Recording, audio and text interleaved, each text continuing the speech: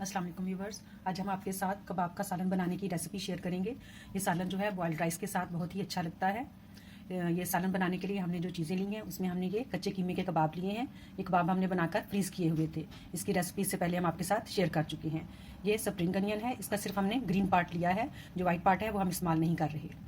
शिमला मिर्च है सुर्ख रंग की, हरे रंग की।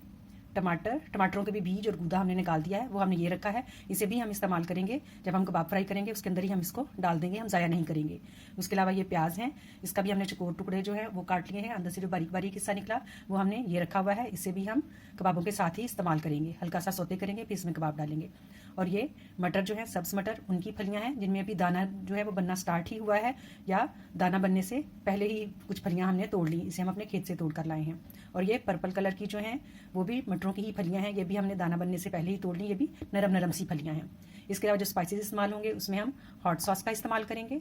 वोक ऑयल से इसकी खुशबू जो है और खाने का जायका जो है वो बढ़ जाता है। ये हम थोड़ा सा ही इस्तेमाल करेंगे, क्योंकि जो हमने कबाब बनाए हैं इनमें जो चर्बी थी और जो फैट था उसका घी भी अंदर ही होगा। सोया सॉस तकरीबन 2 टेबल स्पून, काली मिर्च और नमक, ये आप हस्बे जायका इस्तेमाल करेंगे। थोड़ा सा देसी टच देने के लिए हम इसमें कुटी हुई लाल मिर्च का इस्तेमाल भी करेंगे। इसके साथ ही हमने यहाँ पर राइस कुकर में जो राइस हैं वो बॉयल होने के लिए लगा दी हैं। सिर्फ सादा नमक डालकर इन्हें बॉयल करना है। जब तक सालन बनेगा उतनी देर में चावल बॉयल हो जाएंगे। सबसे पहले हम थोड़ा सा वोक ऑयल डालेंगे, 1 से 1.5 टेबल स्पून। जैसे ही हल्का सा ऑयल गर्म होगा, अब हम इसमें जो छोटे छोटे प्याज के टुकड़े थे वो हम डाल देंगे और इनको हल्का सा सौते करेंगे। जब ये हल्के से नरम होंगे, ट्रांसपेरेंट कलर के ही होंगे, तो हम इसमें कबाब डाल देंगे। ये हल्के से ट्रांसपेरेंट से होना शुरू हुए, सॉफ्ट से हुए। अब हम इसके अंदर कबाब डाल देंगे। कबाब जो है इसका जो रेसिपी का लिंक है वो हम नीचे डिस्क्रिप्शन बॉक्स में दे देंगे।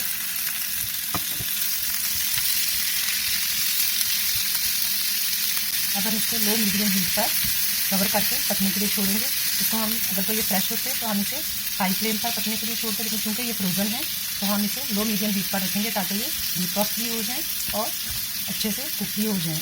अब हम कवर करके पकने के लिए छोड़ेंगे। कबाब जो है इन्होंने ऑयल भी छोड़ दिया है और पानी भी छोड़ दिया है। अब हम इसे तेज़ आंच करके पकाएंगे। कबाब जो है वो श्रिंक भी हो गए हैं, क्योंकि इनमें जो फैट था वो भी निकल गया और उन्होंने अपना पानी जो है वो भी रिलीज़ कर दिया। अब हम इसे तेज़ आंच पर पकाएंगे। जब ये पानी ड्राई हो जाएगा फिर हम इसमें टमाटर शामिल करेंगे। तेज़ आंच पर हमने इसे पकाया, इसका पानी जो है वो खुश्क हो गया है। अब इसमें जो फैट इसमें रिलीज़ किया है कबाबों में वही है। अब हम इसके अंदर टमाटर शामिल करेंगे। टमाटर का जो गूदा और पानी था वो ये वाला। अब हम इसे कवर किए बगैर भी पकाएंगे, जरूरत पड़ी तो कवर करेंगे, क्योंकि हमने कबाबों पर हल्का सा कलर भी देना है ताकि ये खूबसूरत भी लगे। इस वजह से इसकी आंच हम तेज़ ही रखेंगे और इसे तेज़ आंच पर भी पकाएंगे। तेज़ आंच पर पकाने के बाद कबाबों का इस तरह से कलर जो है वो आना शुरू हो गया है। इसका पानी जो है वो भी, जो टमाटर का पानी है वो भी ड्राई हो रहा है। जब ये ड्राई हो जाएगा फिर हम इसके अंदर मटरों की जो फलियाँ हैं वो शामिल करेंगे। मटरों का और कबाबों का जो पानी जितना भी था सब खुश्क हो गया है और इनका खूबसूरत सा कलर भी आ गया सारे कबाबों का। अब हम इसके अंदर जो मटरों की फलियाँ हैं ये सबसे पहले इसको शामिल करेंगे और तकरीबन 1 से 1.5 मिनट के लिए इसे हम तेज़ आंच पर ही पकाएंगे, क्योंकि हमें बहुत नहीं मिलाना, बस हल्का सा सॉफ्ट करना है। पकते हुए 1 से 1.5 मिनट हो चुका है। अब हम इसमें प्याज डाल देंगे। प्याज जो है इसको हम शिमला मिर्च से थोड़ा सा पहले डालेंगे, तकरीबन इसको भी 30 से 40 सेकंड पहले डालेंगे शिमला मिर्च से, क्योंकि कोई चीज़ भी है हमने पूरी नहीं गलानी, इनको थोड़ा सा खड़ा खड़ा सा ही रखना है ताकि इनका कलर भी बरकरार रहे और बाकी हल्के से सॉफ्ट हो जाए। और इसको कवर करके नहीं पकाना ताकि सब्जियों का रंग जो है वो तब्दील ना हो।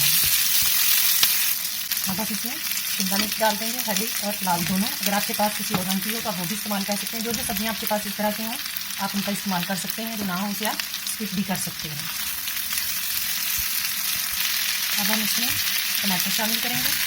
टमाटर शामिल करके इसको मिक्स करके उसके बाद हम इसमें सोया सॉस, नींबू का रस और हॉट सॉस जो है वो भी डालेंगे, और नमक, काली मिर्च, कुटी हुई लाल मिर्च, सब चीज़ें हम डाल देंगे। इसके बाद हम जो स्प्रिंग अनियन है वो डालेंगे और नींबू का रस, ये हम थोड़ी सी ही डालेंगे, बहुत ज़्यादा नहीं डालेंगे, क्योंकि इसमें काली मिर्च भी जाएगी।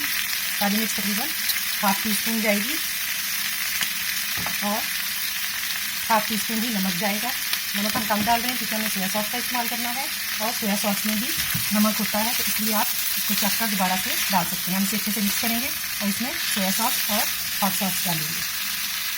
अब आप इसमें सोया सॉस डालेंगे तकरीबन 2 टेबल स्पून, 1.5 से 2 टेबल स्पून, बहुत ज़्यादा भी नहीं डालेंगे। और हॉट सॉस और हाफ लेमन जो है तकरीबन 2 टेबल स्पून लेमन जूस है जो हम डालेंगे 1.5 से 2 टेबल स्पून। इसकी वजह से इनका कलर जो है वो बिल्कुल फ्रेश रहेगा, सब्जियों का कलर। अब हम इसे अच्छे से मिक्स कर देंगे। जब हमने सब्जियां डालनी शुरू की उसके बाद हमने बिल्कुल भी इस पर ढकना नहीं दिया। अगर हम इस पर ढकना देंगे तो सब्जियां ज़्यादा गल जाएंगी और दूसरा इनका रंग जो है वो भी ख़राब हो जाएगा। इसलिए ये सारी सब्जियां जो हैं बिल्कुल फ्रेश कलर की हैं, ये सॉफ्ट हो गई हैं लेकिन इन्होंने अपना रंग तब्दील नहीं किया। अब हम इसमें स्प्रिंग अनियन भी डाल देंगे। स्प्रिंग अनियन डालने के बाद हम इसका चूल्हा बंद कर देंगे और इसे अच्छे से मिक्स कर देंगे।